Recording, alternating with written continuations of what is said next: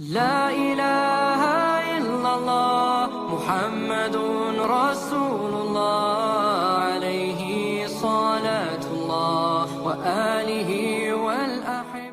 Tadi ketika Buya berbicara bahwa setelah ada rasa, hukum itu ya jadi yang sangat di bawah gitu ya. Nah, kalau boleh saya kembangkan sedikit Buya, ada hukum Islam dan ada rasa Islam gitu misalnya. Nah, ada rasa Islam, Rasa, kan iya. ada hukum Islam, ada rasa Islam gitu. Nah, yang menarik ketika di awal pembicaraan kitab tadi dikatakan bahwa ketika kita mencintai pekerjaan maka kita akan melakukannya sungguh-sungguh. Di mana ada orang sekarang melakukan sholat, boleh jadi dia tidak mencintai sholatnya gitu Bu ya. Iya. Nah, tetapi di dalam pendidikan yang saya alami pribadi gitu ya misalnya, dan ini mungkin di dalam pendidikan itu seperti ditakut-takutin gitu Bu ya. Iya. Seperti ada sesuatu hal yang kalau kamu begini jadi begitu, sehingga kalau ada perbandingan antara fear dan love itu seperti ritual itu ditakuti sama fearness, sehingga saya sholat karena memang saya takut gitu Bu ya. Iya. Nah, pendapat Buya tentang pendidikan hukum Islam ini bagaimana selayaknya menjadi rasa Islam supaya membangkitkan rasa kecintaan terhadap iya jadi ritual. begini, memang selama ini pendidikan ya, apakah pendidikan keislaman atau pendidikan umum, itu semuanya dalam dunia pedagogik itu ternyata saya melihat, kalau salah mohon ditegur, itu ternyata tidak mengembangkan kemampuan menolak anak didik. Yang ada sebenarnya adalah sifatnya indoktrinasi. Jadi artinya hanya mengejar nilai-nilai kognitif. Itu yang menjadi masalah. Sifatnya hafal-hafalan bisa menjawab. Betul. Itu satu. Jadi pendidikan yang sama sekali tidak menyentuh psikomotorik. Kemudian juga yang kedua, bahwa pendidikan kita di sini itu pendidikan yang sikapnya deskriptif, bukan pendidikan yang normatif. Itu beda. Pendidikan normatif itu yang saya alami sendiri di Pondok Pesantren Babakan Ciwaringin. Kiai Sanusi, Ajengan Sanusi itu dia mengajarkan bab sholat. Setiap subuh dia keliling ke kobong-kobong, kamar-kamar santri sambil buat cambuk, dibangunkan suruh sholat subuh. Iya, sampai bajunya diatur begini, baju yang sopan, cara top begini, jangan miring kanan gitu. Nah, artinya bukan hanya mengajarkan jampe-jampe sholat, tapi dia membimbing sampai dia melakukan sholat. Sekarang pendidikan agama ini deskriptif. Yang penting anak hafal jampi-jampi sholat, melakukan silakan, enggak silakan, di luar tugas guru. Itulah namanya pendidikan deskriptif. Jadi bukan sampai pada tingkat pengamalannya. Nah, setelah kepada deskriptif kita sampingkan, itu kita bicara pendidikan normatif. Yang normatif pun juga metodologi yang berbeda. Ada metodologi indoktrinasi, ya, ada metodologi yang betul-betul menyentuh psikomotorik.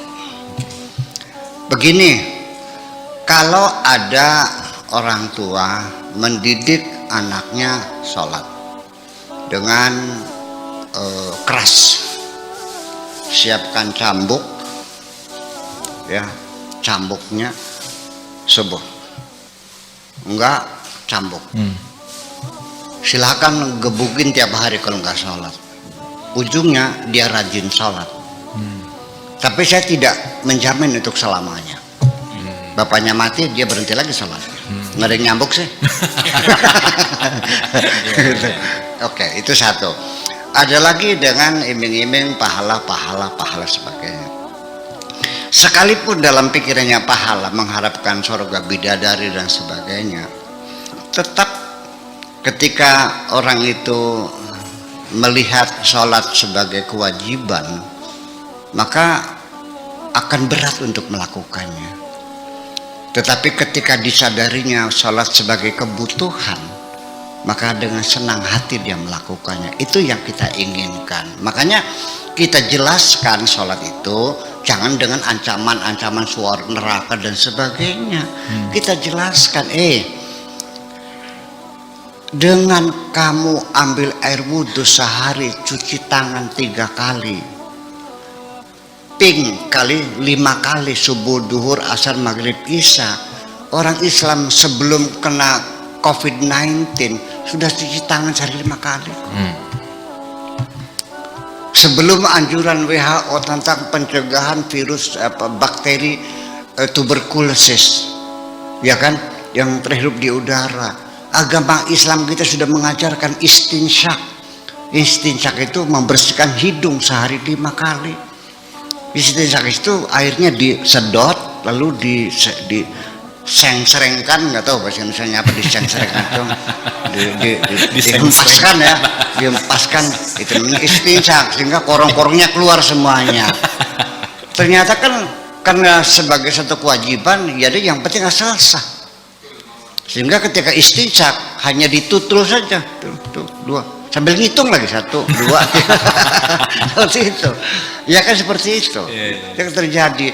Nah, kita sholat berjamaah artinya kita berkomunikasi secara intensif dengan masyarakat tetangga kanan kiri, sehari kita bertemu, maka hal yang sifatnya kesalahpahaman, praduga yang baik kan clear semuanya, cair semuanya.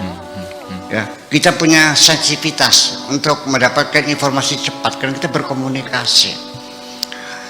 Dalam sholat juga kita diajarkan tentang adanya kesetaraan, berdiri sama tinggi, duduk sama rendah. Orang masuk masjid itu kesombongannya hilang kok. Seorang bupati sama tukang macul duduk berdampingan sholat, tersinggung nggak bupatinya? Enggak. Iya. Tukang maculnya rendah hati nggak? Enggak. Kenapa?